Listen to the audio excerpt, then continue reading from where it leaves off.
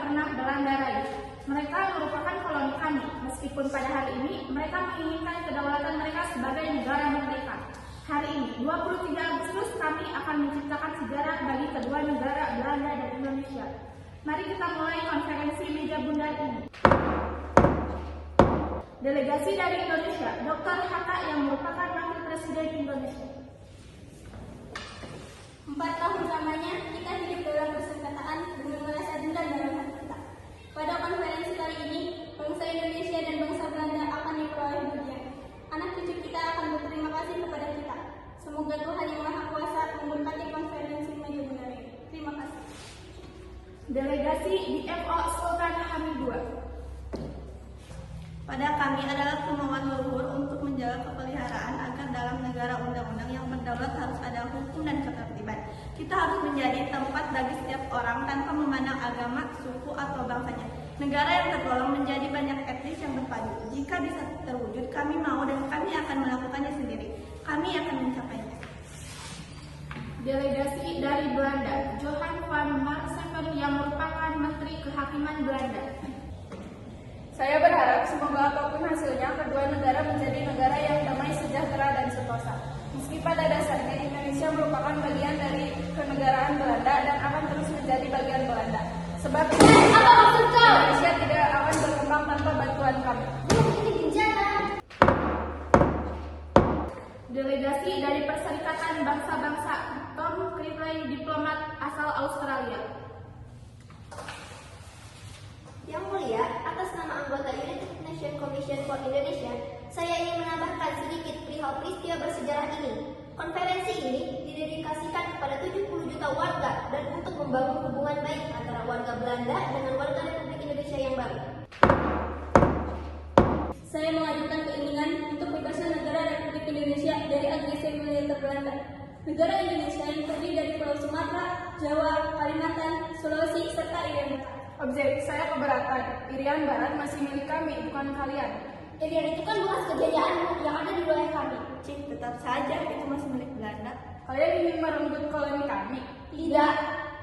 Bagaimana kalau kita jadikan saja organisasi Uni Indonesia dan Belanda, perserikatan, persahabatan militer kita, ekonomi kita, politik kita, dan segala aspek akan kita urus bersama. Itu sama saja, masih belum bebas. Jadi setelah kau merdeka, kau ingin mengusir kami. Organisasi persahabatan kita apa? Asal terdiri dari dua negara yang berbeda, yang tujuannya untuk saling membantu. Saya kurang setuju. Bila kau kurang setuju, Indonesia bukanlah Indonesia, melainkan masih Belanda.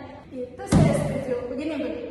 Bagaimana jika kita mewakili kalian sebagai negara yang berdaulat atas nama Republik Indonesia Serikat, namun tanpa dilihat orang? Setuju? Sebaiknya kau akui kedaulatan Republik Indonesia Serikat sebentar lagi, waktu Desember. Lalu bagaimana persoalan Republik Indonesia Belanda? Seperti yang telah kami katakan, tak apa asal kau pandang kami sebagai negara yang sederajat dengan kalian. Cih, sederajat. Mengapa? Kok keberatan? Negara yang hanya bisa merdeka dengan cara mengemis ingin dipandang sederajat. Pengecut. Berikutnya, perihal hutang. Kami akan mengakui kalian sebagai negara sepenuhnya jika kalian melunasi hutang-hutang kalian. Kalian ini merupakan perusahaan sebelum menjadi negara. Sekarang setelah menjadi negara, tetap saja kalian harus melunaskan hutang-hutang POC. Tetap saja, POC kan perusahaan Belanda. Kalian tidak bisa seenaknya melemparkan perihal hutang kepada para pekerja. Hakim, negara yang disebut sebagai negara Indonesia ini rupanya tidak memiliki uang. Membayar hutang-hutangnya saja tidak mampu, apalagi ingin membangun negara sendiri. Kami ini negara kapitalis, bukan komunis. Pembicaraan ini akan dilanjutkan pada tanggal 2 November. Terima kasih. Tuan-tuan, silakan duduk. Setelah bermusyawarah, hasil dari konferensi ini: 1. Belanda akan mengakui Republik Indonesia Serikat sebagai negara yang berdaulat. Republik Indonesia Serikat terdiri dari Pulau Jawa, Sumatera, Kalimantan, dan Sulawesi. Irian Barat tidak termasuk. 2. Masalah Irian Barat akan dibahas di konferensi yang berbeda tahun depan. Didirikannya Uni Indonesia Belanda dengan tujuan saling membantu serta dengan status yang sederajat. 4. Republik Indonesia Serikat harus membayar seluruh hutang-hutangnya agar hasil dari konferensi ini bisa ditetapkan. Objek, saya tidak setuju. Apa hubungan kami dengan hutang-hutang Belanda? Ini tidak masuk akal. Kalau Belanda sudah mengakui kita sebagai negara Indonesia, mengapa kita harus membayar hutang-hutang kepada Belanda? Tetap saja belum hutang